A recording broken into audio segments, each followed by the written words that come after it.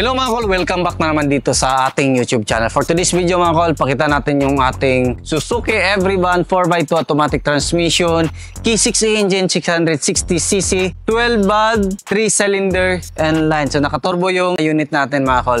Yung presyo nito mga kol is umabot siya ng 267,000. So check natin kung ano yung package sa ating unit at 267,000. Makita natin dito mga kol, naka fully tinted yung unit natin. Yung minivan natin mga kol is high roof. Makita din natin dito naka H4 halogen yung ating bulb. Then makita natin dito yung ating signal light at saka yung ating park light. Makita din natin dito mga kol sa kanyang bumper sa grills is nilagyan natin ng color black para may design siya. Complete LTO registered, direct na po sa ating buyer. Makita din natin dito naglagay tayo ng Suzuki emblem. Dito naman mga kol, yung gulong natin is 13 inches, brand new mags and brand new tire. Nagkulay din tayo ng kulay red sa disc brake natin. Coil spring yung harap natin mga kol, meron siyang lower arm, naka ball joint system siya. Tapos yan, makita natin naka fully undercoat. Din dito meron tayong fender light. Then makita natin dito is naka auto fold and retractable na side mirror. Dito naman mga kol, naglagay tayo ng detachable carrier, gutter type. Then makita natin dito sa unit natin, dito sa poste natin is kinulayan natin ng color black para pag titingnan natin sa malayuan parang buong salamin yung dito na side. Yung unit natin mga kol is manual sliding, hindi siya power slide. Makita naman natin dito sa rear na tire natin. So, naka-differential system to. So, rear wheel drive. Ito yung iikot yung pinakahuli natin. Ito yung tinatawag natin na rear wheel drive. Meron tong differential, meron siyang propeller. Makita din natin dito mga kol. Yung brake drum natin is kinulay natin ng kulay red. Naka-coil spring yung unit natin. Naka-fully undercoat. Dito naman sa likuran mga kol, makita natin dito naglagay tayo ng spoiler kasi yung original na D64B is walang spoiler kaya naglagay tayo customize. Naglagay din tayo dito ng aluminum na ladder magaan, premium ladder yung nilagay natin sa mga minivan natin. Makita din natin dito yung ating T-light, dito yung mga T-light ng D64B sa hindi pa nakakalam or bago lang dito sa ating channel. Then makita natin dito naglagay tayo ng plate holder para hindi mabend yung plaka natin. Meron tayong dalawang kamera sa stereo at saka sa dashcam natin. Makita din natin dito meron tayong wiper, meron tayong Suzuki emblem, then dito yung ating opener sa likuran gamit yung ignition key natin. Tapos ito yung ating opener.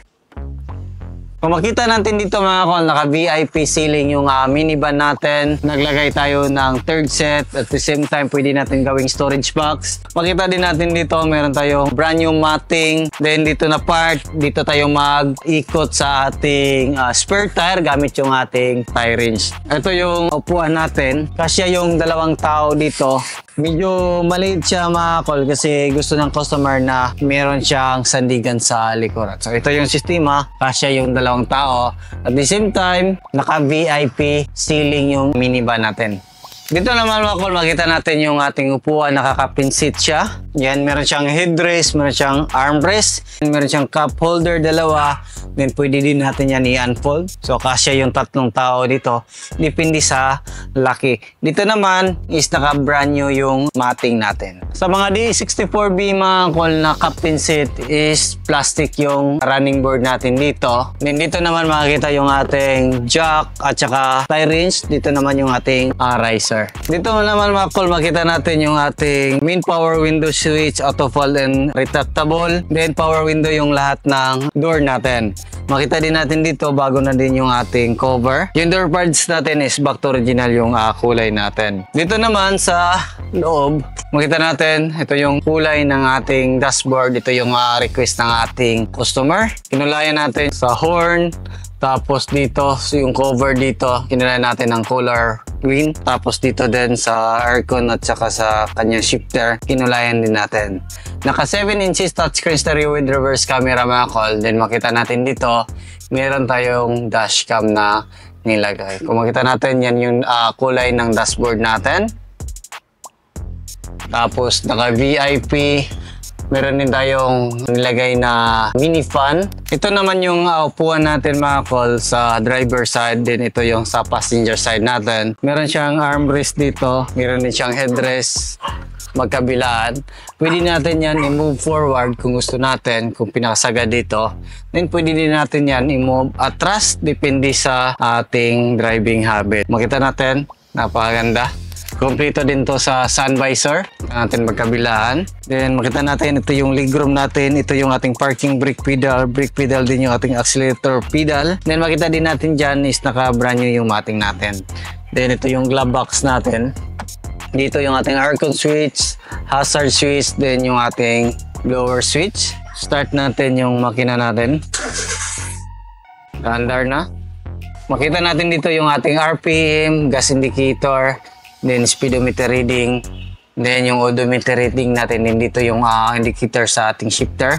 Ito yung reverse natin. Dito sa dashcam, makita natin yung pinakalikuran. Then dito din sa stereo natin, makita din yung ating likuran. Then ito yung sa neutral, ito yung sa drive, then sa 2, then sa L.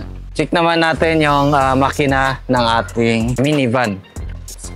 Ito yung makina natin is K6E engine, 660cc, 64 horsepower, 4-speed automatic transmission. Naka-turbo engine po ito mga kol. 12 valve, naka-timing chain. Yan yung maganda nito, naka-timing chain.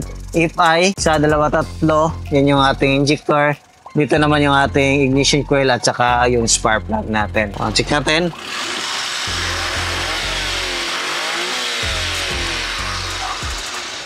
Check naman natin sa kabilang side natin. Dito naman sa kabila, makita natin yung ating gas tank opener.